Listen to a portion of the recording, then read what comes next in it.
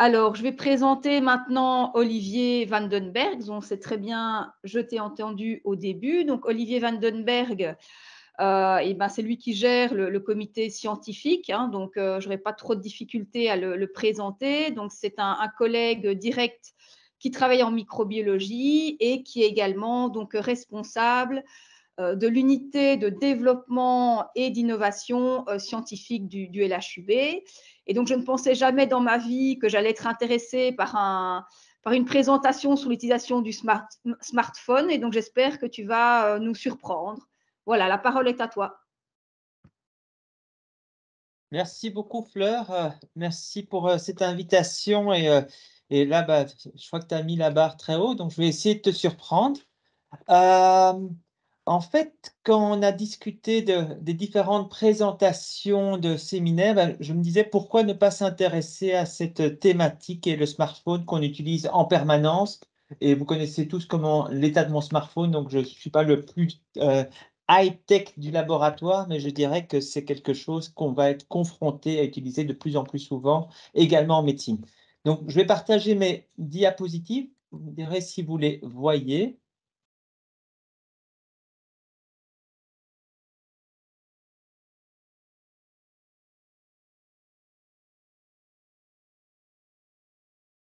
Oui, c'est bon. C'est bon?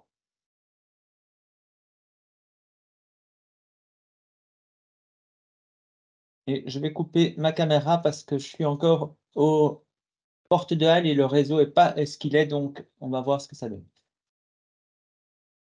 Donc, l'idée de ce séminaire, c'est vous parler des applications médicales du smartphone et principalement en médecine de laboratoire et donc l'utilisation, quelles sont les utilisations actuelles et les perspectives pour des améliorations futures. Et donc, je vous parlerai au cours de ces prochaines minutes de ce qu'on peut rencontrer déjà actuellement, mais également de quelques activités de recherche et développement que nous avons fait ici au LHUB dans le cadre de l'imagerie, mais je vais revenir vers vous là-dessus dans quelques instants.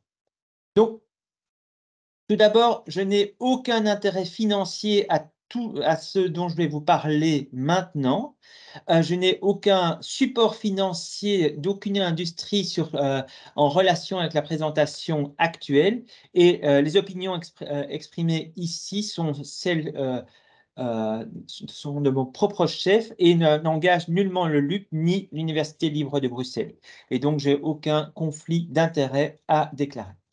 Alors, en fait, cette idée de séminaire m'est venue d'un post que j'ai vu sur MedTech en disant, voilà, est-ce que le smartphone va devenir notre prochain docteur? Est-ce que ça va devenir notre prochain dossier médical ou notre salle de consultation? Et on en parle depuis longtemps et on utilise le smartphone pour faire la surveillance des apnées du sommeil, pour faire une surveillance au niveau de la respiration. On utilise le smartphone comme support aux cliniciens et donc la question était de savoir, mais qu'en est-il en termes de méthode de laboratoire?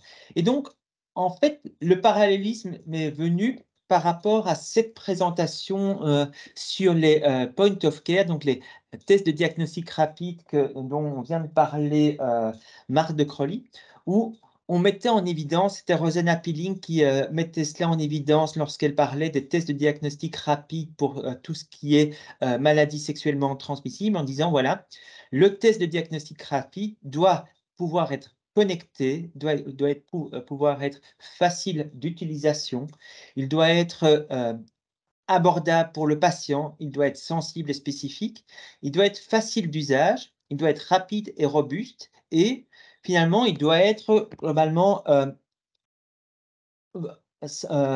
respectueux de l'environnement et equipment free, c'est-à-dire que globalement, on ne doit pas avoir des gros automates comme on le connaît dans les laboratoires euh, centraux, les laboratoires de sites ou de différents laboratoires. Et en plus, il doit être accessible à l'utilisateur. Et donc, globalement, c'est ce que l'on voit avec les tests rapides, mais le smartphone répond à tous ces critères. En effet, si on regarde tranquillement un smartphone, ben, il est très facilement utilisable, il est portable. Même ma grand-mère sait l'utiliser. On sait l'utiliser en termes de tactilité, facilité d'utilisation par rapport aux nouvelles applications. Des personnes plus âgées sont capables d'upgrader, de télécharger des applications sur Google Play. Donc, il n'y a pas de souci à ce niveau-là. En termes de connectivité, mais le téléphone portable est également euh, connectable à énormément d'applications et on le voit au quotidien. Et puis, quelque chose qui me paraissait insensé il y a encore 5-6 ans, mais ce sont les capacités des téléphones à prendre des photos, à capturer des images. Et en fait, globalement, notre téléphone portable devient plus un appareil photo et un témoin de notre vie au quotidien qu'un simple téléphone. Et donc, cette capacité de prendre des images est extrêmement importante et surtout la capacité de résolution. La définition des lentilles utilisées dans les smartphones nous ouvre énormément de champs et j'y reviendrai là-dessus dans quelques minutes. Ensuite, on a des senseurs embarqués, que ce soit par exemple des capteurs au niveau digital. Et puis, il faut quand même garder en tête que la capacité de mémoire des smartphones est extrêmement importante et on parle de plusieurs gigas. Et donc, quand on parle d'utilisation médicale de smartphones, ben, on a 7 grandes catégories d'utilisation. Tout d'abord, les utilisations qui vont être euh, les plus simples. Les plus simples, ce seront, par exemple, avoir des informations sur les ranges de référence pour une liste d'analyse avec des informations basiques sur la cause de la maladie. Globalement, c'est, on va dire, un fichier PDF qui est téléchargé ou qui est accessible sur le smartphone et il n'y a pas beaucoup de plus-value. Puis, on a aussi ce que l'on peut télécharger, ce qu'on voit chez tous les étudiants en médecine ou les jeunes docteurs, c'est un guide de référence sur les tests de laboratoire que le clinicien peut utiliser comme livre de poche qu'il a dans son smartphone. Et on ne parle pas encore de compendium comme on pourrait le développer. Et puis ensuite, vous avez l'utilisation du smartphone en tant qu'outil de diagnostic de laboratoire. Et c'est là-dessus que je vais me focaliser. Mais avant cela, il faut garder en tête que le smartphone peut être utile aux cliniciens pour avoir un accès aux résultats de laboratoire, avoir accès directement au centre de diagnostic, voire avoir accès à au dossier médical du patient à distance avec en même temps les tests de laboratoire. C'est ce que l'on voit déjà actuellement, que ce soit en Europe ou par exemple quand vous discutez avec des médecins australiens qui travaillent dans les zones reculées, eh ben, ce genre de technique est extrêmement utilisé et en routine. Donc, maintenant, moi, je vais vous parler des applications du smartphone comme outil de diagnostic de médecine de laboratoire.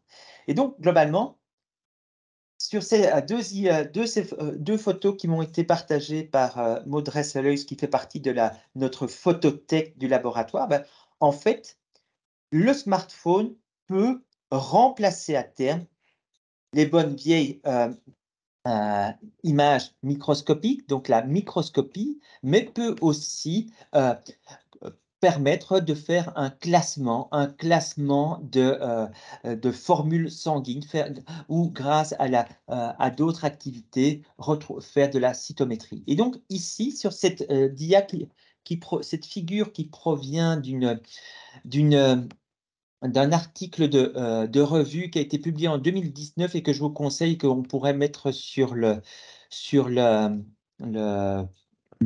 site internet. Vous voyez un petit peu toutes les utilisations du smartphone.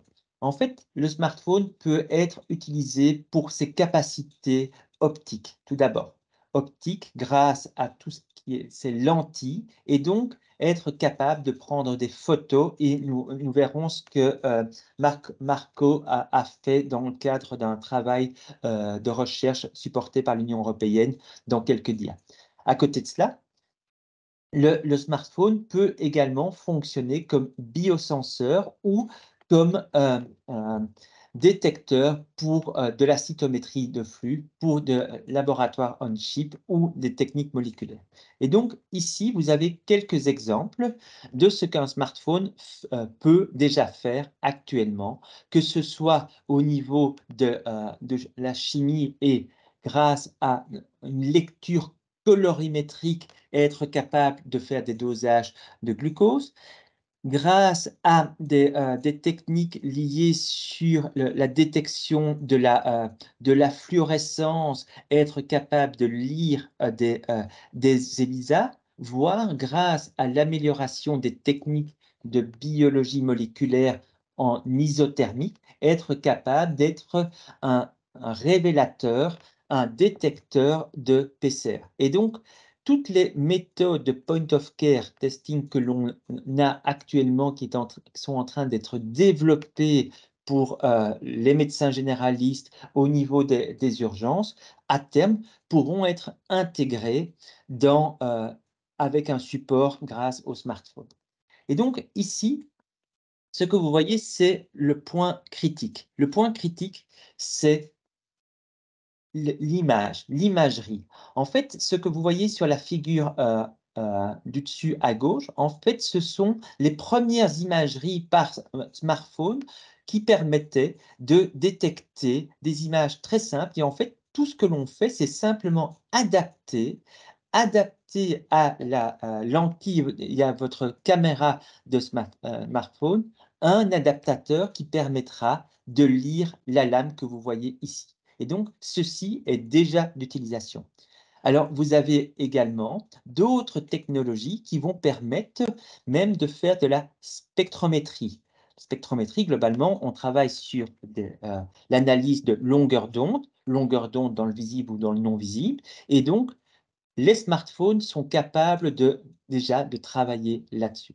À côté de cela, ce que vous avez ici, ce sont également l'insertion de strips liés à telle ou telle analyse, et ça peut être des analyses très très simples comme des analyses de tigette urinaire ou des analyses plus complexes où on va doser la thrombine directement à la place de votre carte USB au niveau de votre smartphone et ça va être lu. Et donc, globalement, le smartphone est un outil qui va vous permettre de faire une lecture des résultats de laboratoire. Alors, je vous ai parlé de la thrombine, je vous ai parlé des tests urinaires, par exemple, mais on peut également aller beaucoup plus loin. Et encore une autre application qui est déjà d'utilité en Afrique, c'est de faire une lecture des groupes sanguins basiques, mais ceci vous permet d'avoir cette lecture qui va être grâce à ce petit automate inséré dans le smartphone, et donc vous allez avoir un contrôle à distance de ce qui a été produit par le smartphone. Alors, en pratique, quels sont les points critiques dans le développement de cette imagerie basée sur le smartphone? Eh ben, je vais prendre l'exemple de ce que Marco Fangasi a fait au sein du LHUB. Donc, Marco a gentiment accepté de partager quelques dias. Et en fait, Marco a travaillé dans l'amélioration de l'identification des bactéries grâce à l'imagerie. Et donc, le but du jeu, c'est d'identifier des cultures bactériennes qui poussent sur des boîtes de pétri en prenant une photo de la croissance et en créant une base de données. Et donc, quand on parle de cela, en fait, on est en train de rêver et on se dit, Globalement, il suffit de ne faire qu'une seule photo. En fait, ce n'est pas du tout vrai. Ici, vous voyez la photo du laboratoire et de ce que Marco a fait. En fait, il s'agit tout d'abord de créer la base de données. Et quand on parle d'imagerie liée au smartphone, on va parler également d'intelligence artificielle, de création de bases de données. Et c'est là que le problème se situe. En fait, ce que vous allez voir, c'est tout d'abord, il faut faire une sélection des gerbes que l'on va rentrer dans la base de données. Et donc ici, le Marco s'est un petit peu amusé. Donc sur sur une période de 6 mois, il a analysé près de 3000 souches bactériennes pour lesquelles il a fait des photos pour lesquelles il fallait définir à la fois la boîte de pétri qui allait être utilisée, la taille de cette boîte de pétri, la distance du senseur, mais également savoir quelles étaient les différences en termes de croissance bactérienne. Et donc, quand on parle de smartphone, on a l'impression que c'est quelque chose d'extrêmement simple. C'est vrai, d'utilisation, ce sera très simple, mais le travail qui est là derrière est extrêmement important et vous verrez par la suite qu'on parlera un petit peu de critères d'utilisation au niveau FDA ou IVDR. Et donc ici, ce que vous voyez, c'est que pour constituer cette base de données où le smartphone va faire une photo de la boîte de pétri, ben, ce qu'il faut prendre en compte, c'est d'abord l'espèce bactérienne, mais il faudra aussi prendre le volume, donc la suspension bactérienne qui va être utilisée. Est-ce qu'on va prendre 10 microlitres d'hémoculture positive ou est-ce qu'on va prendre un autre volume et quel sera le Macfarlane, donc la concentration de bactéries dans la suspension considérée pour faire la photo. Et donc ceci clairement a un impact très important sur l'acquisition des images. Et puis quand on parle d'imagerie, on a la lumière visible, mais on a aussi toutes les autres longueurs d'onde. Et donc, qu'est-ce que l'on a fait dans ce travail? C'est faire des photos, par exemple ici, d'un staphylocoque doré provenant d'un flacon d'hémoculture positive et une photo qui a été réalisée après 20 heures d'incubation. Et donc ici, vous voyez en fonction de différentes longueurs d'onde que nous avons des images qui seront un petit peu différentes. Et ici, vous voyez même, vous pouvez deviner sur l'image de droite un espèce de halo qui pourrait correspondre à une diffraction de la lumière due à la surface du staphylocoque. Vous avez cela pour le staphylocoque doré, mais vous l'avez également pour le Klebsiella pneumoniae, où vous voyez que les Klebsiella pneumoniae ont des formes qui sont différentes du staphylocoque. Et donc, la question, c'est de créer cette base de données pour justement en tirer une information suffisamment robuste qui permettra par la suite, par analyse d'images au niveau du cloud, de donner l'identification de la bactérie. Ça, c'est la première utilisation du smartphone en tant qu'outil de diagnostic du futur et on va avoir de plus en plus d'utilisation de ce type. À côté de cela, vous avez la contribution du smartphone et de l'intelligence artificielle comme outil d'aide à la décision. Alors, Marc de Crowley a parlé de l'utilisation des point of care testing dans nos régions. Nous vivons dans des pays industrialisés où l'accès au diagnostic de laboratoire est relativement aisé, l'accès au monde médical est extrêmement aisé, mais ce n'est pas le cas de la majorité des personnes vivant sur cette planète. Et vous voyez ici, par exemple, sur cette figure en haut à gauche, qu'on estime qu'il y a par exemple, en République démocratique du Congo, il n'y a que un biologiste clinique ou anatomopathologiste pour 2,5 millions d'habitants. Et donc, vous voyez que l'accès à la médecine de laboratoire est beaucoup plus limité dans les pays à faible et moyen revenu. Et vous voyez, par exemple, ici, sur cette dia qui provient de l'African CDC que globalement, en termes de microbiologie ou d'accès aux tests de diagnostic, mais globalement, moins de 2% des laboratoires situés dans 14 pays d'Afrique subsaharienne peuvent réaliser des tests de bactériologie simple, par exemple un test de diagnostic de croissance de culture d'urine, de sérologie infectieuse ou même de malaria. Et donc, quand vous voyez ça, vous dites qu'il y a quelque chose à faire. Et lorsqu'on analyse les recommandations de l'OMS, ce que l'on voit également, c'est que la santé digitale et l'aide électronique à la décision médicale représentent des éléments clés pour atteindre les objectifs de 2030 du développement durable pour permettre un bon état de santé et un bon état pour tous. Et donc, dans ce cadre-là, la médecine digitale et la médecine connectée, l'utilisation de smartphones représentent une opportunité non négligeable. Et donc, c'est là-dessus que je vais m'appesantir dans les prochaines minutes en vous parlant de l'utilisation du smartphone dans l'amélioration de la prise en charge clinique des enfants souffrant de fièvre d'origine indéterminée dans des pays d'Afrique subsaharienne et de l'utilisation rationnelle d'antibiotiques.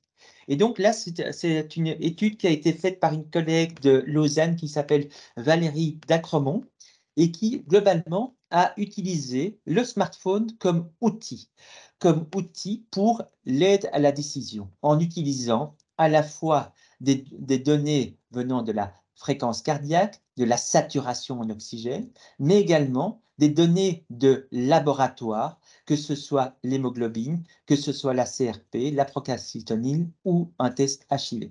Et en utilisant des algorithmes, elle a pu faire une aide à la décision. Et donc, tout d'abord, comment s'est passé le projet?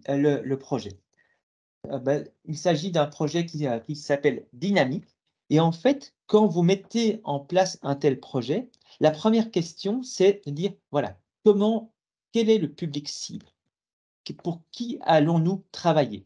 Alors, le public cible ici, c'était les soins de santé primaires dans les pays à faible et moyen revenu.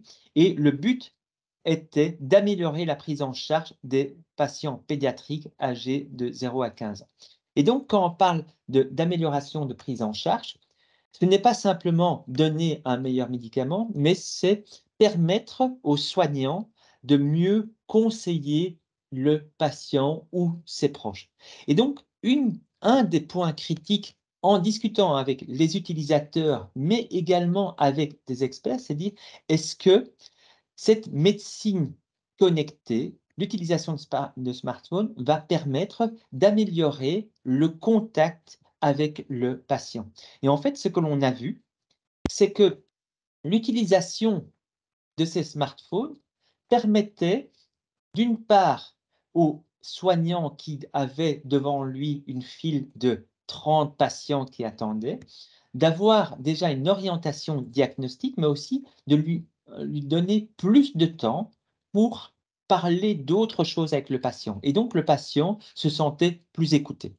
Mais pour cela, la première chose qu'il faut faire, c'est voir un petit peu dans quelle structure de soins on se trouve et également quelle va être l'efficacité que l'on va rechercher. Est-ce qu'on va rechercher une efficacité clinique? Est-ce qu'on va rechercher un impact sur les coûts, sur la prise en charge du patient? Et quel va être l'accès du patient à ce type de technologie? Et donc, ceci a été vu de façon euh, détaillée avec des experts internationaux, mais surtout avec des cliniciens locaux. Et donc, la vraie question, c'est l'accès du patient à la médecine de laboratoire. Et au départ, les experts des pays industrialisés disaient le smartphone ne va pas être utilisé par la population locale. Et en fait, on se rend compte que le smartphone est l'outil par excellence qui permet à la population d'avoir un contact avec le monde extérieur. Et donc, clairement, c'est là-dessus qu'il faut se reposer. Et donc, là-dessus, il y a eu différentes applications du smartphone.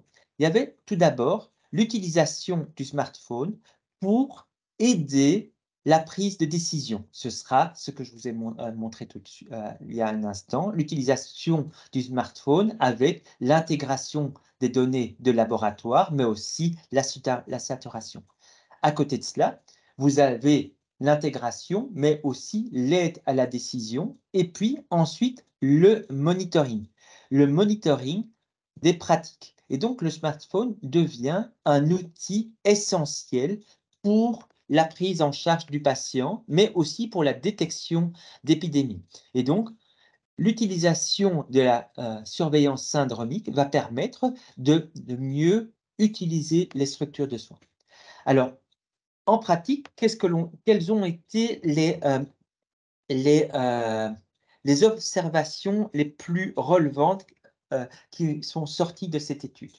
Tout d'abord, globalement, il y a eu une diminution de l'utilisation d'antibiotiques. On est passé de la prescription d'antibiotiques de 30 à 11%. Et puis, ce que l'on a vu aussi, c'est que l'utilisation des antibiotiques était était faite de façon plus adéquate en termes de bonne prescription.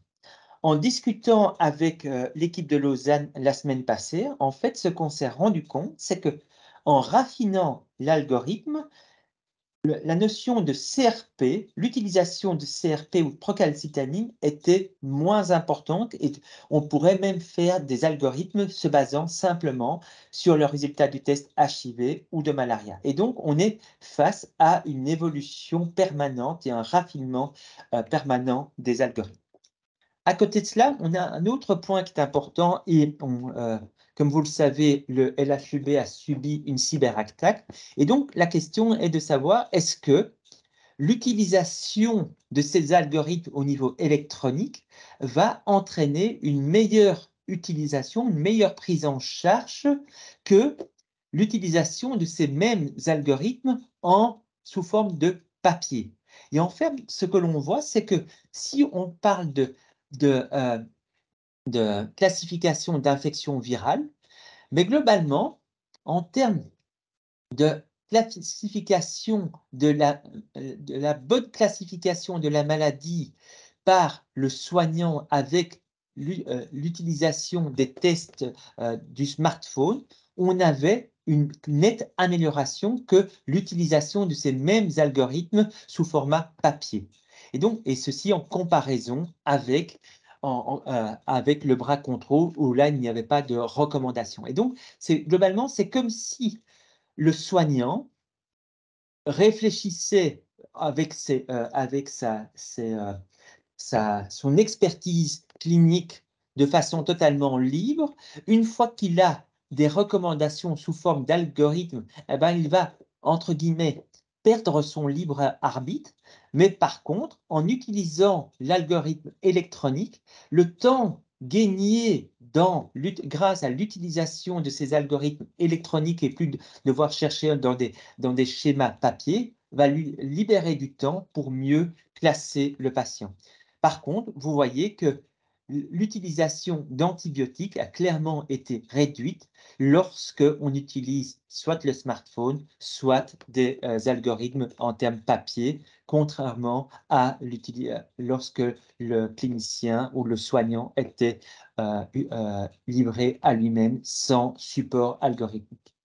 Un autre point qui est important, c'est l'utilisation de ces smartphones dans les différents niveaux de santé. C'est-à-dire que le smartphone peut être utilisé au niveau de l'hôpital de district ou l'hôpital général, mais peut être également utilisé comme source de collecte d'informations pour les laboratoires de référence. Et donc, le smartphone devient un outil de biologie clinique comme un autre pour lequel nous devons collecter l'information.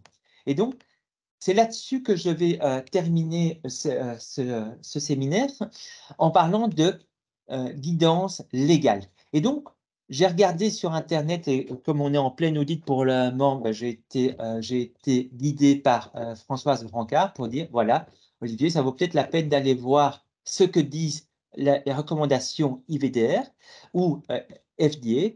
Et donc, clairement, il y a des recommandations qui existent pour l'utilisation des smartphones, que soit en termes de plateforme mobile ou de plateforme mobile avec des applications médicales, avec l'utilisation de l'intelligence artificielle. Et donc, ces nouvelles applications sont extrêmement cadrées. Et donc, si nous voulons développer des nouvelles applications, clairement, nous avons la possibilité de suivre ces guidelines.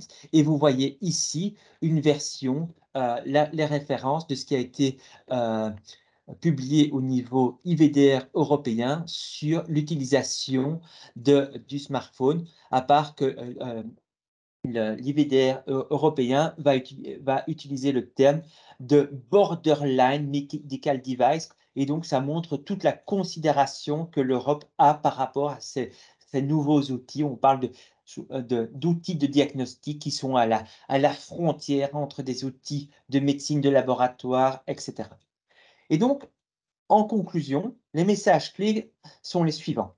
Tout d'abord, le smartphone est un outil qui est abordable. Et donc, on est face à des outils de diagnostic rapide qui seront pas chers, qui vont permettre une médecine décentralisée et une transmission directe des données vers les laboratoires, mais aussi de surveillance de santé publique. Les plus grands challenges que l'on va devoir rencontrer, ce sera l'harmonisation et la standardisation des protocoles, que ce soit en termes d'échantillonnage ou de data. Et je vous l'ai montré avec le travail de Marco, mais aussi le besoin de maturation des applications d'intelligence artificielle, et on pourrait très bien faire une soirée du LHEB sur l'intelligence artificielle, et la problématique de la fragmentation des données pour justement parvenir à avoir une prise en charge globale du patient. Mais ceci ne représente pour moi que des challenges qui sont encore plus stimulants.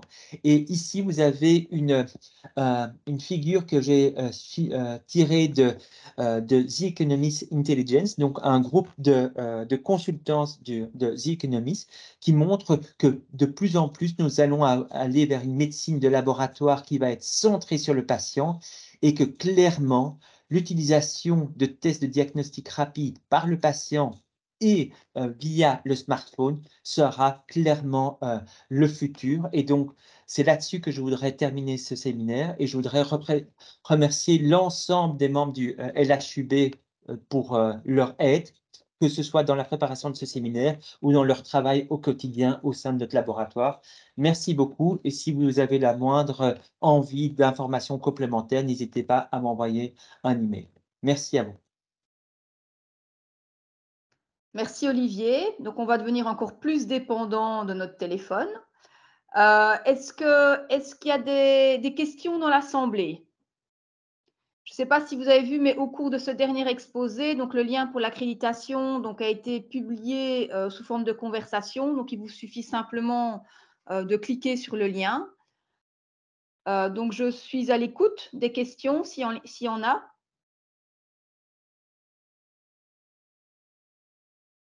Voilà, donc Dragoche a une petite question. Je te laisse la parole. Oui, bonjour tout le monde. Merci Olivier, oui, pour cet exposé. Effectivement, tu sais bien, oui, ma implication dans la biologie délocalisée, ici, c'est un lien finalement avec toute cette démarche de biologie délocalisée. Je voulais juste voir dans les informations que tu as eues ou ce que tu as trouvé effectivement à l'heure actuelle, on va dire partout dans le monde, en quelle mesure, bon, le smartphone finalement, ici, tu as parlé plutôt oui, de l'aide diagnostique, plutôt une utilité pour les médecins ou pour les biologistes, dans quelle mesure il devient un outil aussi pratique côté préanalytique, par exemple, au niveau des infirmiers en lien avec le laboratoire ou pas finalement, parce que les applications, je pense que peuvent être assez nombreux. Et dans quelle mesure, finalement, ça sera le smartphone privé qui sera utilisé dans ces cas-là, ou plutôt, on va dire, un smartphone plutôt dédié professionnel? Ah, ça, c'est une autre discussion que j'avais eue avec Biomérieux à l'époque, où il travaillait aussi sur un modèle d'outils smartphone pour des identifications et tout. Et donc, la question était en effet de dire, voilà, est-ce qu'on doit donner un smartphone à l'infirmier ou à l'infirmière pour faire au quotidien, ou est-ce qu'il va l'adapter, utiliser le sien? Et en fait, ce qu'on s'est rendu compte, c'est que globalement, à partir du moment où l'utilisateur a son smartphone, il va le garder et il va uploader les outils nécessaires. Ça peut être des scans, ça peut être des lectures de barcodes pour bien identifier le patient. Mais la question à ce moment-là sera de dire la sécurité des données. En gros, est-ce que l'infirmier ou l'infirmière ou le médecin, le soignant, on va dire, va utiliser un appareil qui lui est privatif, où il stocke des informations qui lui sont propres, avec un outil qui est professionnel et et dans lequel il aura accès à des données de patients. Et en fait, en discutant avec un comité scientifique externe du sujet, il y a un des scientifiques qui disait, mais c'est ce que vous faites déjà actuellement avec votre laptop. Toi, Dragos, tu utilises ton laptop pour le laboratoire, mais aussi pour des activités qui te sont personnelles. Et donc, en fait, on est déjà confronté à cette problématique et donc il faut mettre des firewalls entre les deux systèmes pour éviter qu'il y ait une pollution. D'accord. En fait, la question vient du fait que, justement, il y a des démarches qui ont été faites au niveau des appareils biologiques délocalisés qui partent maintenant plutôt vers une plateforme de base, un GSM, notamment les glucomètres qui existent déjà. Ils ont été lancés récemment, on va dire récemment, c'est l'année passée ou il y a 2 ans déjà, qui à la base sont un GSM, mais qui permettent derrière de télécharger toute une série d'applications. Là, c'est assez limité, effectivement, pour le domaine médical, et qui vont rester finalement comme un outil uniquement d'usage professionnel par les infirmières pour avoir une interface plus que juste pour mesurer une glycémie, mais pour pouvoir faire toute une série d'autres tâches spécifiques aux infirmiers. Et bon, ça pourrait servir effectivement pour le médecin aussi, si on parle de milieu extra-hospitalier, effectivement, pour faire la mesure des glycémies ou des autres mesures finalement d'analyse en biologie délocalisée, mais à la fois avoir cette interface oui, mobile basée sur un GSM. Désolé, mon micro a été coupé. En fait, c'est une extension. C'est simplement, c'est Ouais. une extension de notre laboratoire de plus en plus mobile. Et donc, la question, c'est exactement comme pour ton PC, c'est où tu mets la limite. Et ce qui avait été décidé à l'époque par rapport à Biomérieux, c'était de dire, voilà, on va donner ce GSM à l'utilisateur et on ne va sûrement pas l'empêcher de l'utiliser pour d'autres usages privés. Et donc, on ne va pas le forcer à acheter un GSM privé parce que de toute façon, il ne va pas le faire. Par contre, un point qui avait été identifié, c'est les upgrades. Et donc, il faut avoir des applications qui sont suffisamment souples pour pouvoir continuer à travailler sur des smartphones d'ancienne génération. Et ça, c'est vraiment un problème. C'est l'upgrade des softwares. Et alors, ce que l'on voit aussi, c'est la résolution des caméras qui est de plus en plus forte, mais qui est également plus fragile. Mais ça va être quelque chose qui va être solutionné parce que quand on voit moi, j'ai pas d'iPhone, mais quand on voit ce que les iPhones sont capables de faire, ben, en termes de photos, il y a justement pas photo. Et une dernière question pour ne pas vous retenir l'audience trop longtemps. Est-ce que la question hygiène se pose et à quel niveau, surtout si on parle des applications hospitalières? Clairement, Tout à fait, c'est vraiment ça. Alors, quand tu prends un smartphone pour faire une photo d'une boîte de pétri, quand tu le mets sur un portoir, ça c'est encore simple. Mais quand tu vas en salle ou quand tu vois et que tu dois insérer une tigette ou un lecteur de tigette pour transmettre l'information, ou simplement que ton smartphone doit faire cette photo, ça pose des problèmes. En effet, ça c'est vraiment un des challenges, c'est de dire, voilà, comment va-t-on gérer cette notion, ou alors tu dois désinfecter ton smartphone, mais je pense que c'est pas encore aussi simple que ça. Bon, merci beaucoup pour toutes les réponses, Olivier. Merci à toi.